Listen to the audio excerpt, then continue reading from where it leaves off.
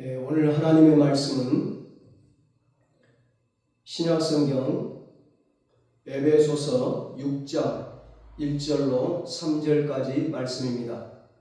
신약성경 316페이지 에베소서 6장 1절로 3절까지 말씀입니다. 본문을 한번 읽고 말씀을 들으시면 감사하겠습니다. 오늘 어버이 주일에 여러분과 우리 부모님들에게 하나님께서 큰 은혜와 축복을 내려주시기를 주님의 이름으로 축원합니다. 오늘은 부모에게 효도하면 복을 받습니다. 이런 제목으로 함께 은혜를 나누겠습니다. 미국의 어떤 시골에서 한 남자가 아내와 자녀를 버리고 큰 도시로 가서 30년 동안 오직 자기만을 위해 살았습니다. 그 남자는 돈 한 푼 없이 죽었는데 유언을 남기기를 자기가 죽으면 고향에 묻어달라는 유언을 남겼습니다. 고향에 살고 있던 자식들은 모두 그 소식을 듣고 분개했습니다. 그가 아버지로서 우리에게 해준 게 뭐가 있는데, 그 사람 때문에 어머니와 우리 모두가 얼마나 고생을 했는데 왜 우리가 그 시체에 수고와 돈을 들여야 하느냐고 분노했습니다. 그때 신앙심이 깊은 큰아들은 아무 말 없이 동생들의 불평을 듣고 이렇게 이야기했습니다. 성경에는 내 부모를 공경하라고 쓰여 있을 뿐 어떤 부모라는 말은 없었다. 그렇게 말했다고 합니다. 부모가 어떻게 살았던 원망하기보다는 내가 잘 살면 되는 것입니다. 아브라함처럼 내가 좋은 부모가 되는 것입니다. 아브라함의 아버지 데라도 우상 숭배했습니다. 그러나 아브라함은 아버지를 원망하지 않았습니다. 자신이 우상을 버리고 하나님을 기쁘시게 하는 삶을 살았습니다. 예배의 삶을 살고 믿음의 삶을 살고 순종의 삶을 살고 말씀의 삶을 살았습니다. 그래서 자녀와 후손이 복을 받아 믿음의 가문, 축복의 가문을 이루게 되었습니다. 그렇습니다. 우리는 부모를 공경할 의무만 있을 뿐 이런 부모에게만 공경하라는 선택은 성경 어디에도 없습니다. 우리는 나를 낳아준 부모님에 대해서 부모라는 단 한 가지 이유만으로도 부모를 공경해야만 합니다. 그 이유는 부모는 유일하게 내가 선택할 수 없는, 선택의 여지가 없는 천륜으로 하나님께서 맺어준 인연이기 때문에 그렇습니다. 그러므로 우리는 하나님이 맺어주신 인연인 육신의 부모를 공경해야 하는 것입니다. 그리고 또 하나의 이유가 있다면 그것은 바로 부모를 공경하는 것이 곧 하나님을 공경하는 것이기 때문입니다. 뿐만 아니라 10계명에 보면 제1계명이 나 외에 다른 신을 섬기지 말라는 하나님의 계명이 있습니다. 그런데 제5계명을 보면 내 부모를 공경하라는 말씀이 나옵니다. 얼핏 보면 부모에 대한 계명이 5번째라고 생각하기 쉽습니다. 그러나 10계명에는 크게 2가지로 나누어져 있습니다. 1계명과 4계명, 5계명에서 10계명 이렇게 둘로 나눠져 있어요. 하나는 하나님과 관계된 계명이고 다른 하나는 사람에 관한 계명입니다. 하나님과 관계된 첫 번째 계명이 나 외에 다른 신을 섬기지 말라는 것입니다. 하나님만이 우리 인간이 섬겨야 할 유일한 신이며 최고의 신이며 오직 참신이라는 것입니다. 그런데 2번째 인간과의 관계에 관한 계명에서 그 첫 번째 명령이 뭐라 나옵니까? 내 부모를 공경하라는 것입니다. 신앙생활에서 지켜야 할 가장 큰 율례는 하나님만을 섬기는 것이지만 인간 삶에 있어서 지켜야 할 가장 큰 덕목은 부모를 공경하고 부모에게 효도하는 것입니다. 이것만 봐도 하나님은 하나님과 관계된 것 외에 있어서 가장 중요하게 말씀하신 것은 부모에 관한 효의 문제였습니다. 우리가 볼 때 인간에 관한 계명에는 내 부모를 공경하라는 계명도 중요하지만 그것보다 더 중요한 계명이 있고 그 계명을 가장 먼저 말씀하실 수도 있는 계명이 있습니다. 바로 살인하지 말라는 계명이죠. 인간관계에서 가장 무서운 것이 살인입니다. 어찌 보면 이 살인하지 말라는 계명이 내 부모를 공경하라는 말씀보다 훨씬 더 무게감이 있는 말씀일 수도 있습니다. 그런데 왜 하나님은 살인하지 말라는 계명보다 내 부모를 공경하라는 말씀을 먼저 하셨을까? 이유가 뭘까 하는 것입니다. 그것은 부모에게 진정으로 효를 다하는 사람은 다른 사람을 죽이는 살인자가 될 수 없다는 것입니다. 진정으로 부모에게 효를 다하는 사람이 간음할 수 없다는 것입니다. 도둑질할 수 없다는 것입니다. 결코 남의 물건을 탐내고 빼앗는 사람이 될 수 없다는 것입니다. 이렇게 볼 때 효는 인간의 덕목 중에 가장 기본이 되기 때문에 하나님은 가장 먼저 내 부모를 공경하라고 명령하고 계시다는 것입니다. 하나님에 관한 제일 중요한 첫 번째 계명이 하나님 외에 다른 신을 섬기지 말아야 하듯이 우리가 살아가는 삶 가운데 삶의 기본 덕목 중에 가장 기본은 먼저 부모를 공경하는 것이라는 것을 명령하고 있음을 보게 됩니다. 부모를 올바르게 공경하는 것이 하나님을 공경하는 자의 모습인 것입니다. 살아계신 우리 부모님을 사랑하고 공경하는 것이 살아계신 우리 부모님들을 사랑하고 공경하는 것이 곧 하나님을 잘 믿는 것이고 신앙생활을 잘 하는 것입니다. 우리 부모는 부모로서의 자격이 없으니까 존경할 만한 분이 아니니까 이러이러하니까 나는 존경하지 않는다, 사랑하지 않는다, 공경하지 않고 모시지 않는다는 말은 핑계에 불과합니다.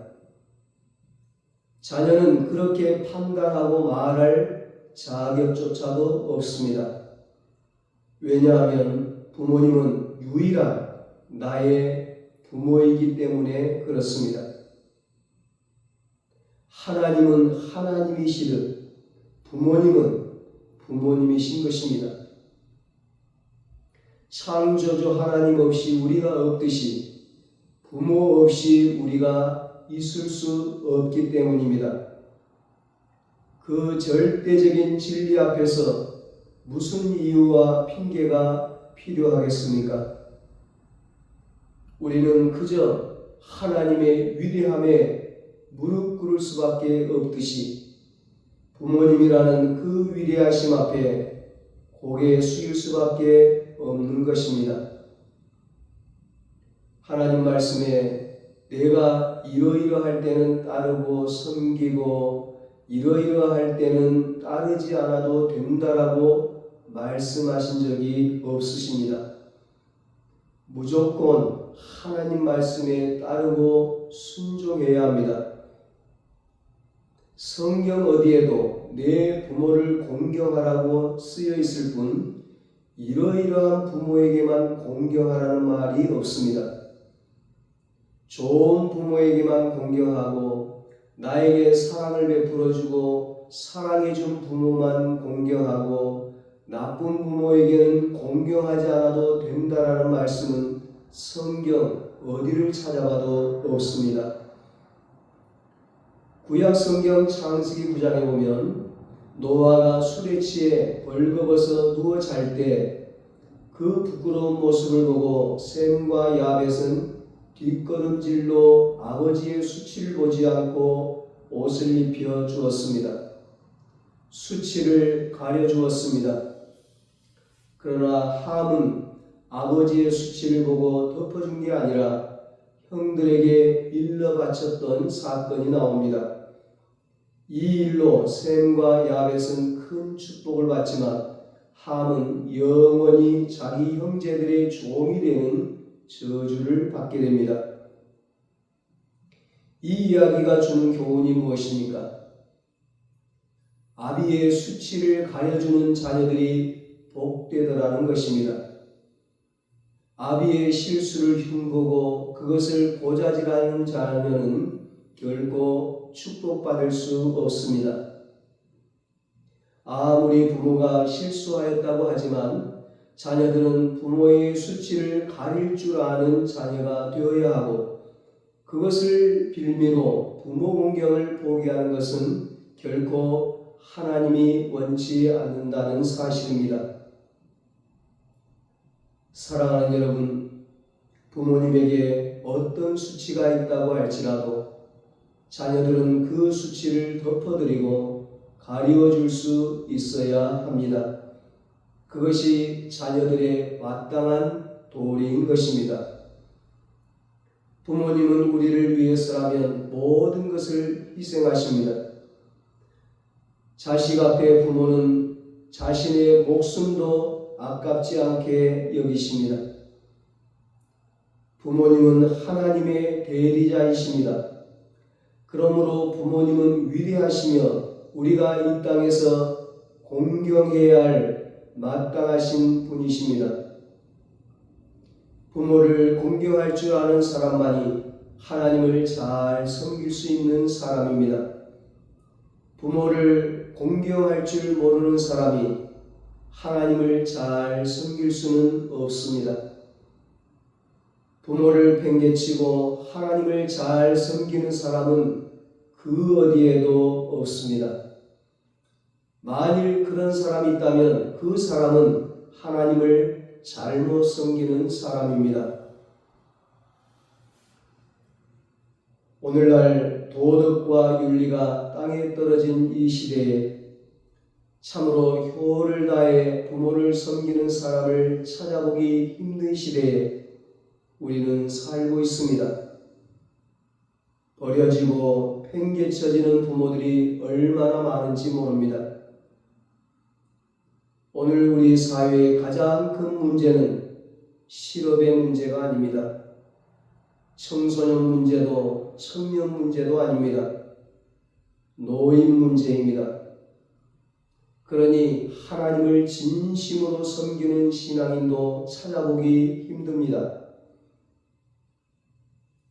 기독신문에 어떤 독특한 식당 하나 소개하는 걸 보았습니다. 그 식당 출입문에는 식당을 처음 시작하신 그 식당의 창업자이신 어머니의 사진이 걸려 있고 그 아래 어머니를 그리워하며 지은 자녀의 글귀가 걸려 있다고 합니다. 어머니의 미소는 저의 추억입니다. 어머니의 사랑은 저의 용기입니다. 어머니의 말씀은 저의 등불입니다. 어머니의 기도는 저의 능력입니다. 어머니의 주님은 저의 주님입니다. 그 식당은 술을 팔지 않는 식당인데 그 식당을 처음 여신 어머님이 이 식당에서는 절대로 술을 팔지 말라는 유언에 따라 술을 팔지 않는 식당이 되었다고 합니다. 그래서 그 자녀들이 어머니의 유지를 받들어 술을 팔지 않게 되었는데 그 식당은 술을 팔지 않는 식당으로 유명하게 되었다고 합니다. 부모님을 공경하고 부모님의 신앙을 이어받은 그 식당은 크게 번창했다고 합니다. 그렇습니다. 부모님을 공경하는 것은 하나님을 공경하는 것이요. 부모님께 순종하는 것은 하나님께 순종하는 것이요. 부모님을 사랑하는 것은 하나님을 사랑하는 것입니다. 부모를 공경하면 하나님이 복을 주신다고 약속했습니다. 어떤 복을 주실까요? 첫째로 장수하는 복을 받게 됩니다. 본문 2절 3절에 내 아버지와 어머니를 공경하라. 이것은 약속이 있는 첫 계명이니 이로써 내가 잘되고 땅에서 장수하리라 말씀합니다. 요즘 사람들의 관심은 건강이죠. 건강을 위해 좋은 음식을 먹고 보약을 먹고 운동을 하고 다이어트를 하고 건강이 좋다면 뭐든지 합니다. 왜 그럴까요? 왜 건강을 위해 그렇게 노력할까요? 오래 살기 위해서죠. 그런데 그렇게 해서 오래 사는 게 아닙니다. 돈 많은 재벌이라고 프로 운동선수라고 오래 사는 게 아니더라고요. 하나님을 경외하고 하나님 말씀에 순종해야 장수합니다. 하나님 말씀에 순종하는 것이 부모를 공경하는 것입니다. 부모를 공경하고 효도하면 건강하고 오래 살 수 있습니다.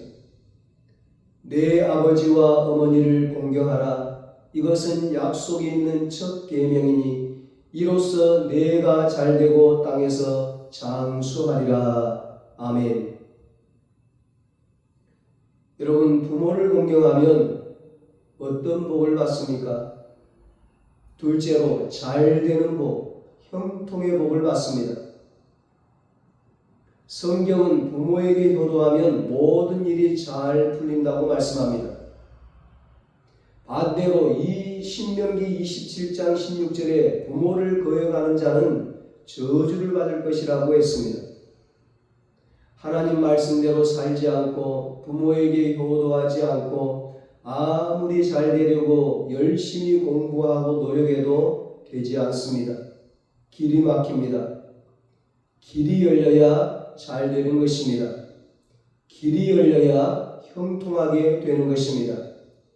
그 길을 연 비결이 하나님 말씀대로 사는 것입니다. 바로 부모 공경이죠.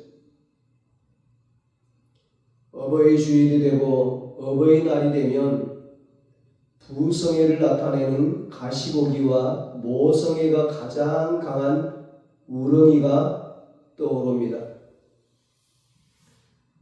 가시고기는 산란기에 암컷이 알을 낳고 떠나면 아버지 가시고기는 알이 부화될 때까지 신선한 공기를 제공하고 침입자를 막기 위해 최선을 다하다가 새끼들이 둥지를 떠날 때 자신의 몸을 주고 생을 마감하는 작은 물고기입니다.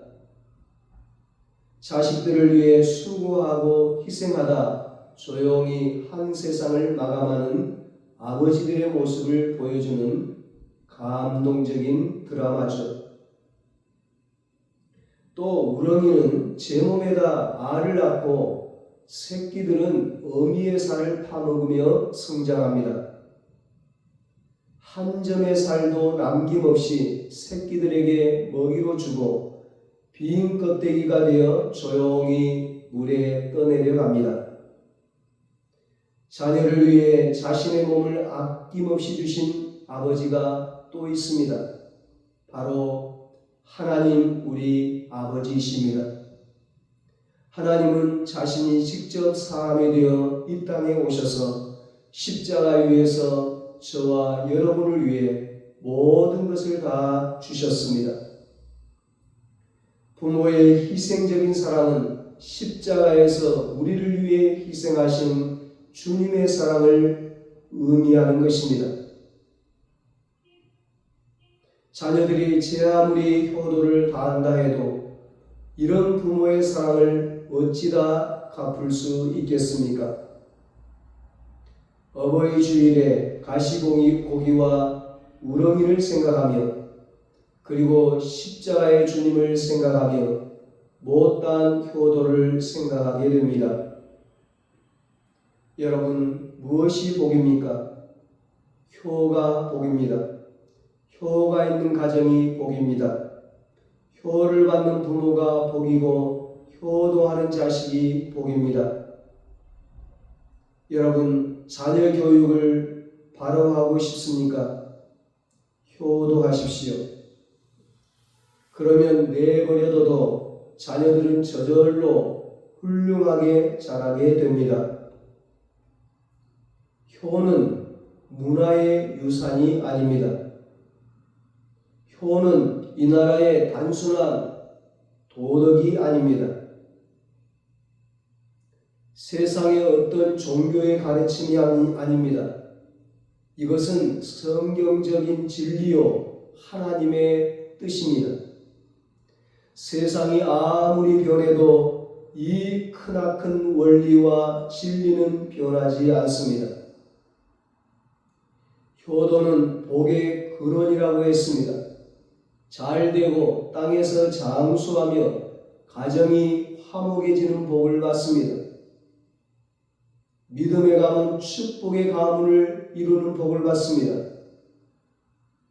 한 걸음 더 나아가서 장차 자신의 아들, 딸도 효자가 되는 것입니다. 부모들이 할머니, 할아버지께 어떻게 했는지 보고 배웠기 때문에 그대로 따라 하는 것입니다. 효자가 효자를 낳습니다.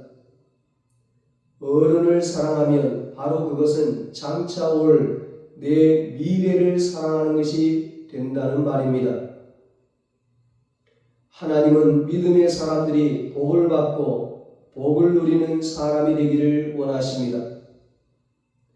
복을 누리며 살기 위해서 어떻게 해야 합니까? 내 부모를 공경하라는 것입니다. 부모를 즐겁게 하라는 것입니다.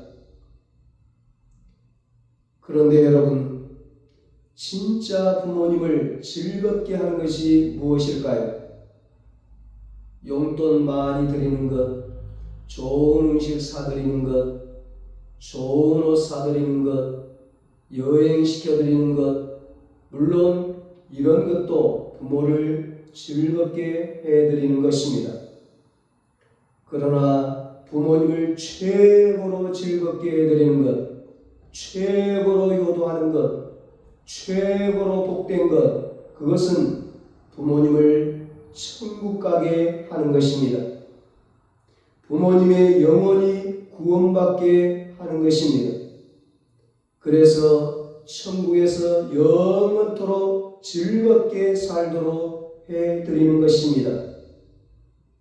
여러분의 부모님이 이런 복을 받고 여러분이 이런 효도의 축복을 누리시기를 예수님의 이름으로 축원합니다. 기도하겠습니다. 하나님 아버지, 우리에게 부모님을 주시니 감사합니다. 부모님을 통해 우리가 이 땅에 태어나게 하시니 감사합니다. 부모님의 사랑을 통해 하나님의 사랑을 알게 하시니 감사합니다. 부모님의 은혜를 통해 하나님의 은혜를 알게 하시니 감사합니다. 부모님의 희생을 통해 하나님의 희생을 알게 하시니 감사합니다. 부모님의 희생을 통해 주님의 희생을 알게 하시고 주님의 십자가의 희생과 사랑과 은혜를 알게 하시니 감사합니다. 우리가 하나님 말씀에 순종하여 부모님을 공경하고 부모님을 즐겁게 누리는 자녀들이 되게 하여 주시옵소서. 우리 부모님들이 이 땅에서뿐만 아니라 하늘나라 천국에서도 영원토록 즐거운 삶이 되게 하여 주시옵소서. 부모를 공경하는 모든 자녀들에게 잘되고 장수하는 복을 누리게 하여 주시옵소서.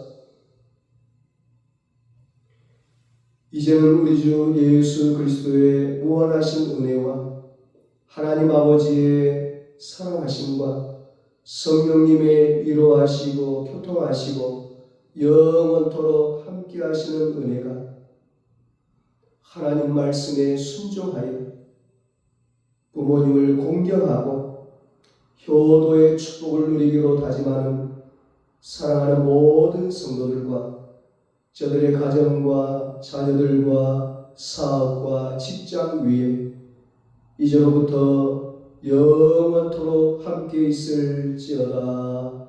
아멘.